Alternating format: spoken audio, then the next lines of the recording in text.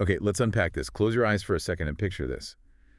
Millions upon millions of students across India right now hunched over their books. Yeah. Years of relentless effort, of sacrifices, maybe leaving home, taking out loans for coaching, all of it building towards one single high-stakes exam that could, define their It's future. a powerful image. Now, hold that image and contrast it with another.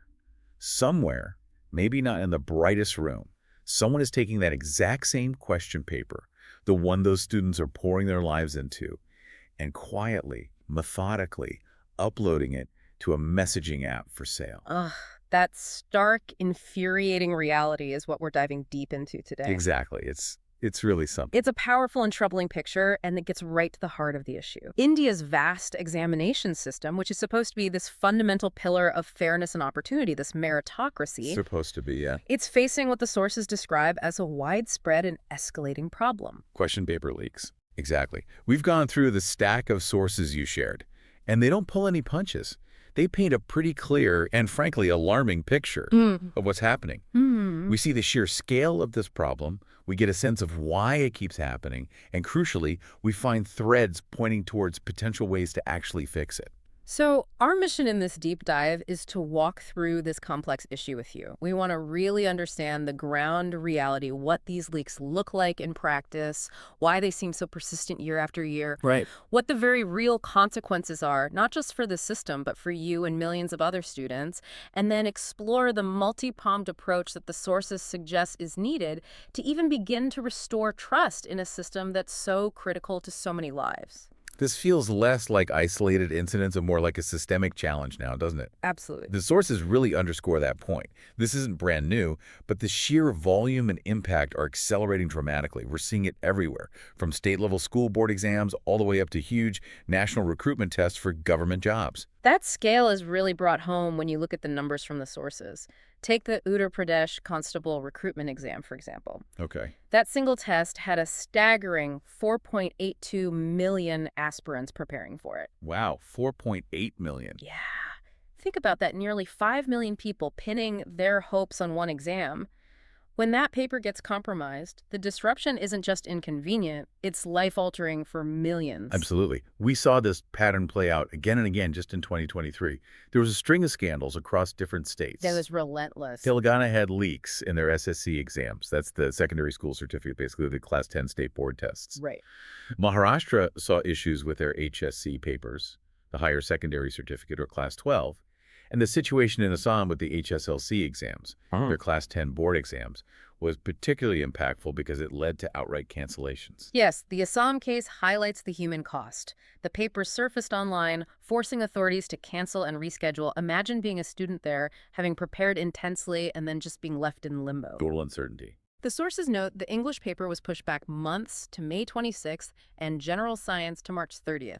That's months of uncertainty, disrupted plans, and just hanging in the balance. Months. And it didn't stop there. Into 2024, the UP Constable exam cancellation we just mentioned is a prime example of that massive disruption. The huge one. Chief Minister Yogi Adityanath did order a retest within 6 months, which is, I guess, a necessary response, but it doesn't erase the months of stress, the lost time, and the financial burden for those nearly 5 million students. No, it doesn't. And the sources also gave us some details that sound almost unbelievable, like something from a crime thriller. For the NEET-OG. The big medical entrance exam. Exactly. The National Eligibility Cum Entrance Test for undergraduate medical programs. The sources mention handlers operating in states like Jharkhand and Bihar. Okay. They weren't just leaking papers. They were reportedly running operations that involved training candidates in what were called safe houses. Safe houses, what does that even mean in this context? Like literally hiding people out. Well, the sources described one raid in Patna where authorities found 30 candidates reportedly crammed into a location the night before the exam. The night before. Yes, essentially being force-fed answers to the paper that had allegedly been leaked. This wasn't just passively sharing a PDF. This was an organized effort to maximize the profit and impact of the leak. Wow, that's a level of sophistication that's really troubling. It's not just some random leak. No, it suggests organization.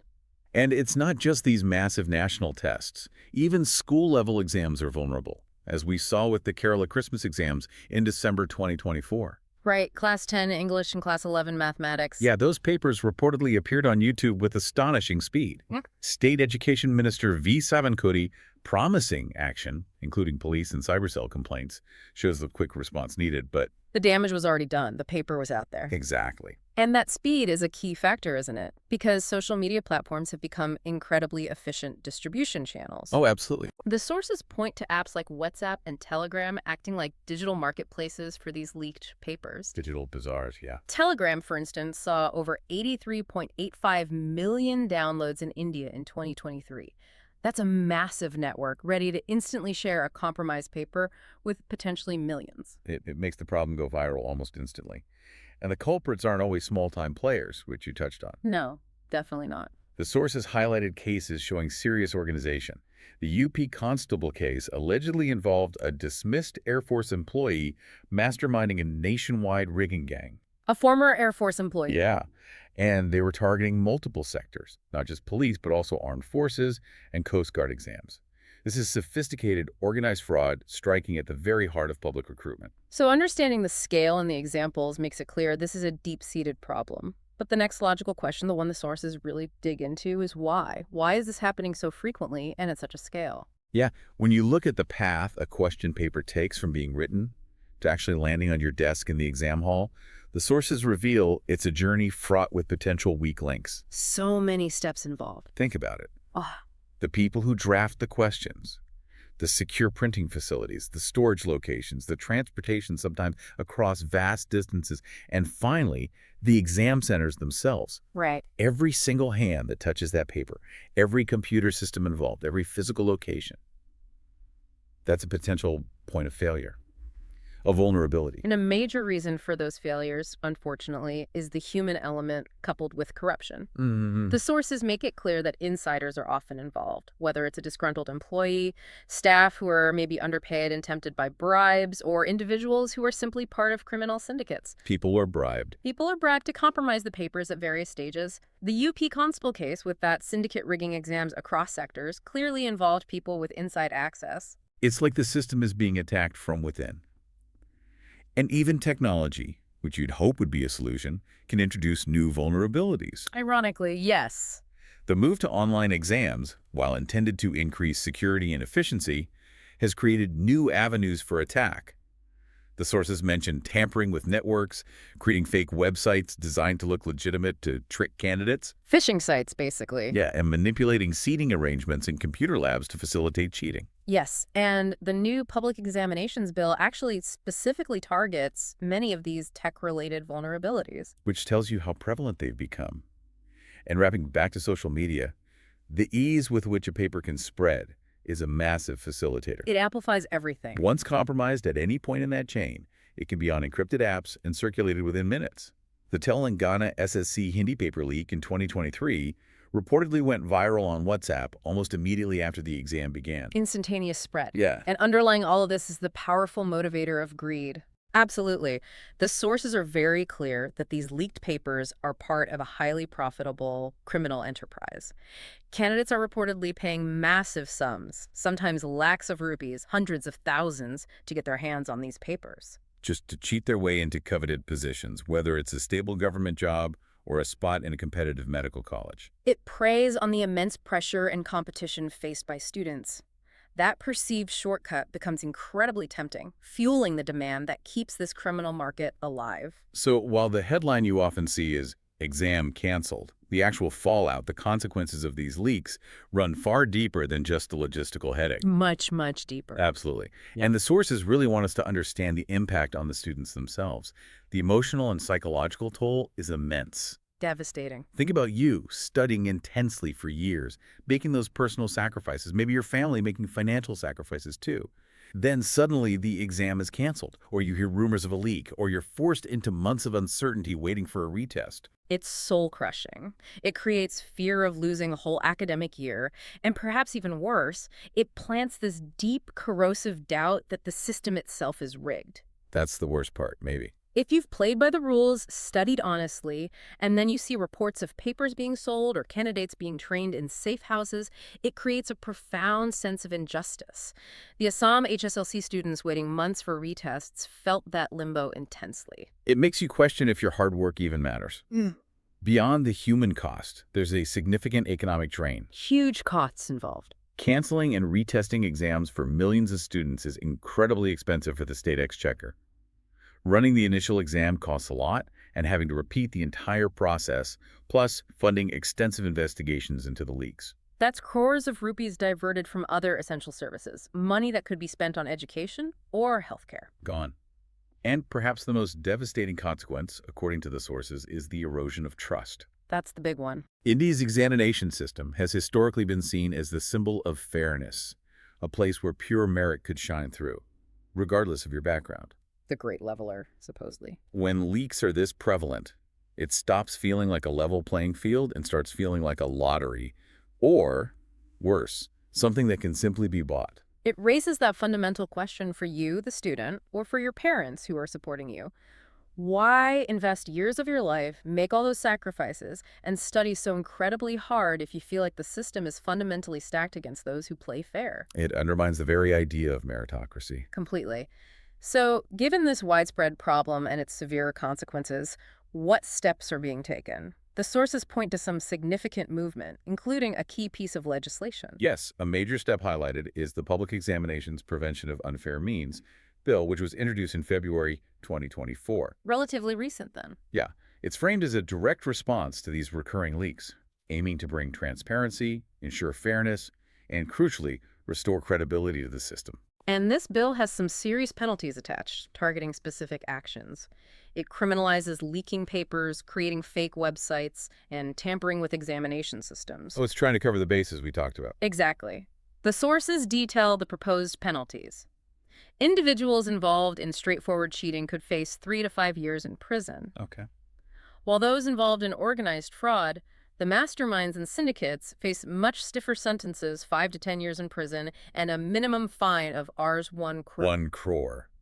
That's a significant deterrent, or it's meant to be. It's meant to send a strong message. It also covers a wide swath of the most important national exams, UPSC, the Union Public Service Commission exams like the Civil Services, SSC, the Staff Selection Commission, exams for railway boards and banking jobs, All the big ones. and all the major tests conducted by the National Testing Agency, the NTA, like NEET for medical, GE for engineering, and QET, the Common University Entrance Test. So pretty comprehensive coverage. It even proposes setting up a national technical committee to develop secure protocols for digital platforms, strengthen IT systems, and improve surveillance at test centers. And importantly, states are encouraged to adopt this legislation as well. On paper, it sounds like a robust framework. Yeah. But the sources are realistic. They point out that passing the bill is just the first step. Legislation is one thing, implementation is another. Right. The real challenge lies in effective enforcement and constantly staying one step ahead of the criminals who are always finding new ways to exploit vulnerabilities. It's not a magic bullet that instantly solves everything. Absolutely right. The sources argue that the bill needs to be part of a much broader, multi-pronged strategy to really tackle this issue from all angles. It's not just about stricter laws. Okay, so what else does that broader strategy involve? What else needs to happen? One critical area is tightening that physical paper trail we discussed earlier. Getting back to the basics of how the paper moves. Exactly. The sources suggest radical improvements to security, perhaps securing printing facilities, almost like a fortress. Think Fort Knox for question papers. Seriously secure printing. They also propose implementing end-to-end tracking using technology, maybe even something like blockchain, to monitor papers from the moment they're printed to when they reach the exam center. Like tracking your pizza order, but with incredibly sensitive documents. If we can get real-time updates on our dinner, surely we can track vital exam materials. That's the idea. Reducing the number of intermediaries who handle the papers also minimizes potential leak points. Fewer people touching the paper means fewer opportunities for compromise. Makes sense. And the sources implicitly suggest that perhaps better compensation or conditions for the staff involved in these sensitive roles could reduce the temptation of bribes. Address the human factor again. Then there's the technology angle, but used defensively this time. Right, flipping the script. While online exams have vulnerabilities, Technology can also be a powerful tool against leaks. The sources mention implementing encrypted question banks with randomized question sets, so no two students necessarily get the exact same paper. That makes mass leaking much harder. Yeah, AI-driven proctoring could use artificial intelligence to monitor candidates for suspicious behavior during online tests, and regular cybersecurity audits are essential to find and fix system weaknesses before criminals do. We do need to be cautious here, though. The sources note that we can't become completely reliant on tech alone, especially given the infrastructure challenges in different parts of India. It needs to be a balanced, practical approach. Fair point. It has to work everywhere. Another crucial prong is really cracking down on the culprits, and not just the small fish. Going after the big players. The new bill provides the legal basis, but enforcement is key. The sources stress the need for swift prosecutions, maybe even fast-track courts dedicated to exam fraud cases so justice isn't delayed for years. Accountability needs to be swift. And it's vital to go after the masterminds, the organized syndicates operating across states who are the real drivers of this problem, not just the individual handlers caught in a raid. Dismantle the networks. And the role of social media platforms can't be ignored. Can't forget them. The sources argue for regulating these platforms more effectively and holding tech companies accountable for facilitating the spread of leaked papers. Action like Kerala's against specific YouTube channels is a start, but national policies are needed to ensure platforms are proactive and responsive. Take down leaked material quickly. We also need to empower the students themselves. Yes, involve them. The sources suggest turning students from being just victims into being part of the solution. This means better awareness campaigns to educate them on how to spot scams, fake websites, and unofficial channels trying to sell papers. Make them savvy consumers, in a way. And it means reinforcing ethics teaching that a degree obtained by cheating is ultimately worthless, and providing support systems, like counseling, to help students cope with the immense pressure and reduce the desperation that might make them vulnerable. Make integrity the cool option. Exactly. Make integrity cool. And finally, and perhaps most challenging of all, is the immense task of rebuilding trust. That's the mountain to climb. This requires transparency from the exam boards and authorities. The sources suggest independent oversight, maybe something akin to an election commission, but for examinations, to ensure processes are fair and free from undue influence. An independent watchdog. Regular, honest communication about problems and the steps being taken to fix them is essential. And critically, society needs to actively celebrate and highlight stories of success based purely on merit, reminding everyone that hard work and honesty do pay off and are valued. Reinforce the positive. So looking at everything from the sources, where does this leave us? This deep dive makes it abundantly clear that India's examination system is facing a significant crisis of credibility, fueled by persistent and increasingly sophisticated leaks. It really is a crisis. The future of millions of students and the fundamental promise of a system based on merit are at risk. Plugging these leaks and restoring faith isn't a job for just one ministry or one law.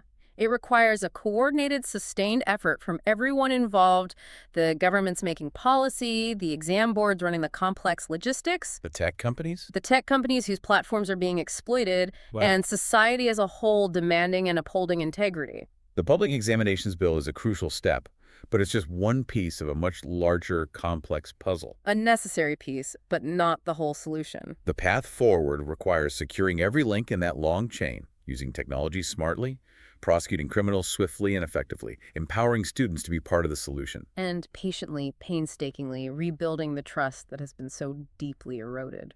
Ultimately, the goal has to be creating a future where you, sitting down for your exam, can put your full focus on the questions in front of you, grappling with that trigonometry problem or analyzing that historical event. Not worrying about the integrity of the process. Exactly. Rather than having even a flicker of worry in the back of your mind about whether that paper is already circulating somewhere on Telegram. That's the vision we should be working towards, making exams a true, reliable test of merit, not a gamble on whether the system holds up.